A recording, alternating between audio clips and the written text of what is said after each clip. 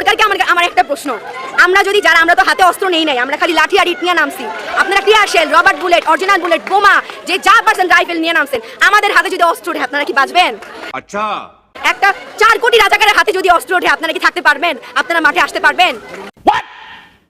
এটাই আপনার কাছে প্রশ্ন। আমরা অস্ত্র ধরি না, যে হাতে কলম ধরি সে হাতে অস্ত্র ধরতে আমরা দুইবার চিন্তা করি। আপনাদের মতো অমানিক হলে তা আমরা দেশ তো এইভাবেই চলে যাবে ভাই বেশি।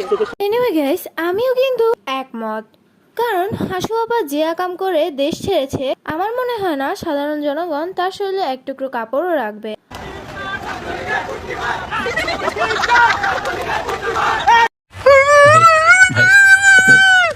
এক মিনিট 1 2 3 4 কার কি মার?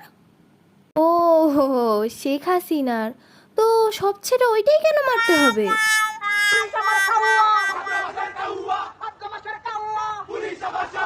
পুলিশ আমার